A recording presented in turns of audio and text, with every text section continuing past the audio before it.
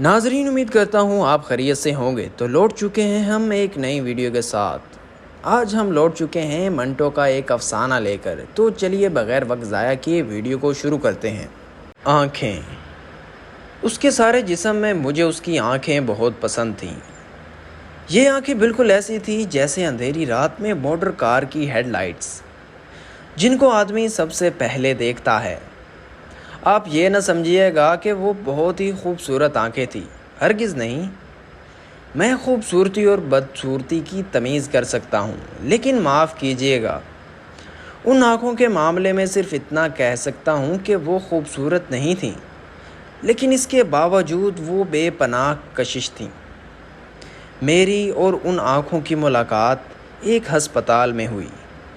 میں اس ہسپتال کو نام آپ کو نہیں بتانا چاہتا، اس لیے کہ میرے اس افسانے کا کوئی فائدہ نہیں پہنچے گا۔ بس آپ یہی سمجھ لیجئے کہ ایک ہسپتال تھا جس میں میرے ایک عزیز آپریشن کرانے کے بعد اپنی زندگی کی آخری سانسیں لے رہا تھا۔ یوں تو میں روا روی کا قائل نہیں، مریضوں کے پاس جا کر ان کو دم دلاسا دینا مجھے نہیں آتا، لیکن اپنی بیوی کے پیم اسرار پر مجھے جانا پڑا تاکہ میں اپنے مرنے والے عزیز کو اپنے خلوص اور اپنی محبت کا ثبوت دے سکوں۔ یقین مانیے کہ مجھے سخت کوفت ہو رہی تھی۔ ہسپتال کا نام ہی مجھے نفرت دے رہا تھا، معلوم نہیں کیوں۔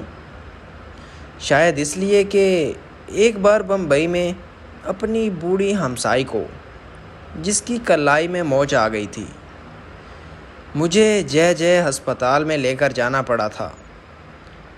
وہاں پر ڈپارٹمنٹ میں مجھے کم از کم 2.5 گھنٹے انتظار کرنا پڑا۔ وہاں میں جس آدمی سے بھی ملا، لوہے کے مانند سرد اور بے حس تھا۔ میں ان آنکھوں کا ذکر کر رہا تھا جو مجھے بے حد پسند تھیں۔ پسند کا معاملہ انفرادی حیثیت رکھتا ہے۔ بہت ممکن ہے اگر آپ یہ آنکھیں دیکھتے تو آپ کے دل و دماغ میں کوئی رد عمل پیدا نہ ہوتا۔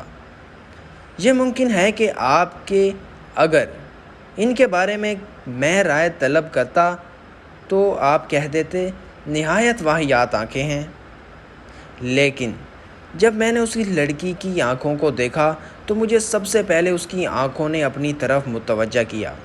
وہ برقع پہنے ہوئی تھی مگر نقاب اٹھا ہوا تھا۔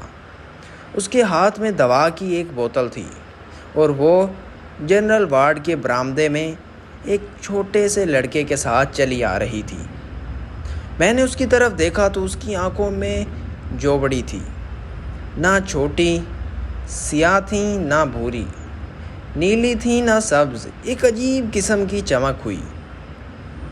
میرے قدم رک گئے، وہ بھی ٹھہر گئے۔ اس نے اپنے ساتھی لڑکے کا ہاتھ پکڑا اور بکھلا کر بولی، تم سے چلا نہیں جاتا؟ لڑکے نے اپنی کلائی چھڑائی اور تیزی سے کہا، چل تو رہا ہوں، تو اندھی ہے کیا؟ میں نے یہ سنا اس لڑکی کی آنکھوں کی طرف دوبارہ دیکھا۔ اس کے سارے وجود میں صرف اس کی آنکھیں ہی تھیں جو مجھے پسند آئی تھیں۔ میں آگے بڑھا اور اس کے پاس پہنچ گیا۔ اس نے مجھے پلکیں نہ جھپکنے والی آنکھوں سے دیکھا اور پوچھا، ایکس رے کہاں سے لیا جاتا ہے؟ اتفاق کی بات ہے، ان دنوں ایکس رے ڈپارٹمنٹ میں میرے ایک دوست کام کر رہا تھا اور میں اسی سے ملنے کے لیے آیا تھا۔ میں نے اس لڑکی سے کہا، آؤ میں تمہیں وہاں لے چلتا ہوں، میں بھی ادھر ہی جا رہا ہوں۔ لڑکی نے اپنے ساتھی لڑکے کا ہاتھ پکڑا اور میرے ساتھ چل پڑی۔ میں نے ڈاکٹر صادق کا پوچھا تو معلوم ہوا کہ وہ ایکس رے لینے میں مصروف ہیں۔ دروازہ بند تھا اور باہر مریضوں کی ایک بھیڑ لگی تھی۔ میں نے دروازہ کھٹکھٹایا۔ اندر سے تیز آواز آئی، کون ہے؟ دروازہ مت ٹھوکو۔ لیکن میں نے پھر دستک دی۔ دروازہ کھلا اور ڈاکٹر صادق نے مجھے گالی دیتے دیتے رہ گئے، اوہ تم؟ ہاں بھائی، میں تم سے ملنے آیا تھا۔ دفتر میں گیا تو معلوم ہوا کہ تم یہاں ہو، اندر آ جاؤ۔ میں نے لڑکی کی طرف دیکھا اور اس سے کہا، آؤ۔ لیکن لڑکے کو باہر ہی رہنے دو۔ ڈاکٹر صادق نے ہولے سے مجھے پوچھا، کون ہے یہ؟ میں نے جواب دیا، معلوم نہیں کون ہے، ایکس رے ڈپارٹمنٹ کا پوچھ رہی تھی۔ میں نے کہا چلو میں لیے چلتا ہوں۔ ڈاکٹر صادق نے دروازہ اور زیادہ کھول دیا۔ میں اور وہ لڑکی اندر داخل ہو گئے۔ 4-5 مریض تھے۔ ڈاکٹر صادق نے جلدی ان کی اسکیننگ کی اور انہیں رخصت کر دیا۔ اس کے بعد کمرے میں ہم صرف 2 ہی رہ گئے، وہ لڑکی اور میں۔ ڈاکٹر صادق نے مجھ سے پوچھا، انہیں کیا بیماری ہے؟ میں نے اس لڑکی سے پوچھا، کیا بیماری ہے تمہیں؟ ایکس رے کے لیے تم کس ڈاکٹر کا پوچھ رہی تھی؟ اندھیرے کمرے میں لڑکی نے میری طرف دیکھا اور جواب دیا، مجھے معلوم نہیں کیا بیماری ہے۔ ہمارے محلے میں ایک ڈاکٹر ہے، اس نے کہا ہے کہ ایکس رے کرا لو۔ ڈاکٹر صادق نے اس سے کہا کہ مشین کی طرف آؤ۔ وہ آگے بڑھی تو بڑے زور کے ساتھ اس سے ٹکرا گئی۔ ڈاکٹر نے تیز لہجے میں اس سے کہا، کیا تمہیں دکھائی نہیں دیتا؟ لڑکی خاموش رہی۔ ڈاکٹر نے اس کا برقع اتارا اور اسکرین کے پیچھے کھڑا ہو گیا، پھر اس سے سوئچ آن کیا۔ میں نے شیشے میں دیکھا تو مجھے اس کی پسلیاں نظر آئیں۔ اس کا دل بھی ایک کونے میں کالے دھبے کی صورت میں دھڑک رہا تھا۔ ڈاکٹر صادق 5-6 منٹ تک اس کی پسلیوں اور ہڈیوں کو دیکھتا رہا۔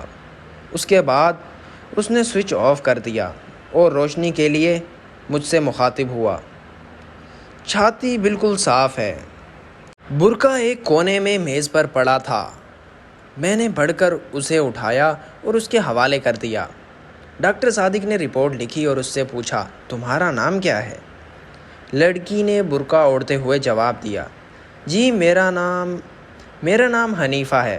حنیفہ؟ ڈاکٹر صادق نے اس کا نام پرچی پر لکھا اور اس کو دے دی۔ جاؤ یہ اپنے ڈاکٹر کو دکھا دینا۔ لڑکی نے پرچی لی اور قمیض کے اندر اپنی انگلیاں ڈال لیں۔ جب وہ باہر نکلی تو غیر ارادی طور پہ میں اس کے پیچھے تھا، لیکن مجھے اس کا پوری طرح احساس تھا کہ ڈاکٹر صادق نے مجھے شک کی نظروں سے دیکھا تھا۔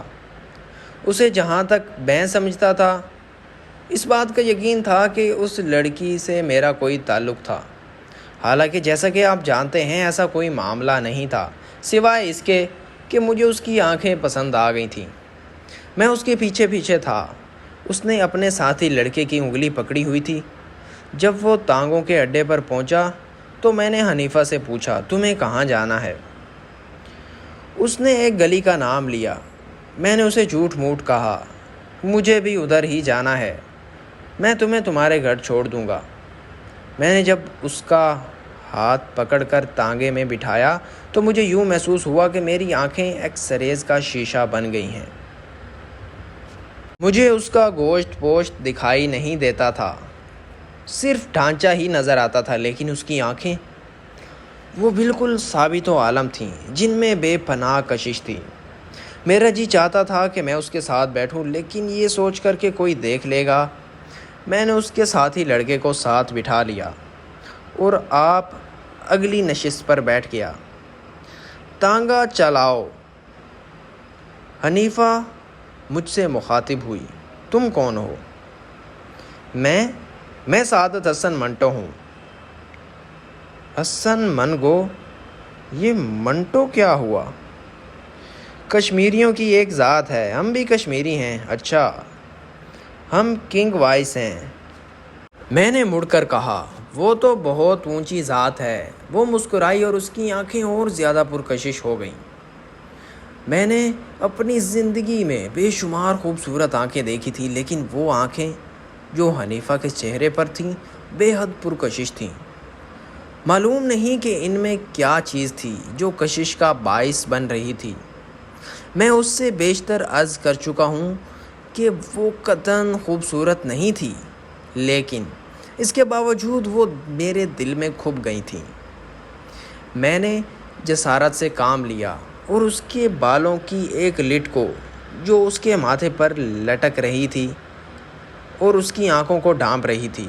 انگلی سے اٹھایا اور اس کے سر پر چپکا دی۔ اس نے برا نہ مانا۔ میں نے اور جسارت کی اور اس کا ہاتھ اپنے ہاتھ میں لے لیا۔ اس پر بھی اس نے کوئی مزاحمت نہ کی اور اپنے ساتھ لڑکے سے مخاطب ہوئی، تم میرا ہاتھ کیوں دبا رہے ہو؟ میں نے فوراً اس کا ہاتھ چھوڑ دیا اور پوچھا کہ تمہارا مکان کہاں ہے؟ لڑکے نے ہاتھ سے اشارہ کیا، اس بازار میں۔ تانگے نے ادھر کا رخ کیا اور بازار میں بہت ہی بھیڑ تھی، ٹریفک بھی معمول سے زیادہ۔ تانگا رک رک کر چل رہا تھا۔ سڑک میں چونکہ گڑھے تھے اس لیے بڑے زور زور کے دھچکے لگ رہے تھے۔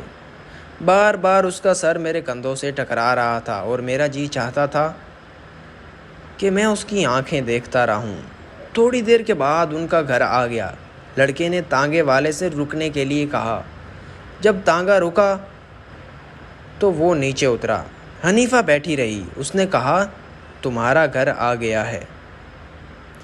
حنیفہ نے مڑ کر میری طرف عجیب و غریب نگاہوں سے دیکھا اور بدرو کہا۔ میں نے اس سے پوچھا، کون بدرو؟ وہ لڑکا جو میرے ساتھ تھا۔ میں نے اس لڑکے کی طرف دیکھا جو تانگے کے پاس ہی کھڑا ہے۔ یہ کھڑا تو ہے؟ اچھا۔ یہ کہہ کر اس نے بدرو سے کہا، بدرو مجھے اتارو۔ بدرو نے اس کا ہاتھ پکڑا اور بڑی مشکل سے نیچے اتارا۔ میں سخت متحیر تھا۔ پچھلی نشست پر جاتے ہوئے میں نے اس لڑکے سے پوچھا، کیا بات ہے، یہ خود نہیں اتر سکتی؟ بدرو نے جواب دیا، جی نہیں، ان کی آنکھیں خراب ہیں، ان کو دکھائی نہیں دیتا۔ ناظرین، اس کے ساتھ ہی ہم منٹو کا یہ افسانہ اینڈ کرتے ہیں۔ اگر آپ کو یہ ویڈیو پسند آئی ہے تو لائک، شیئر اور سبسکرائب کرنا نہ بھولیں۔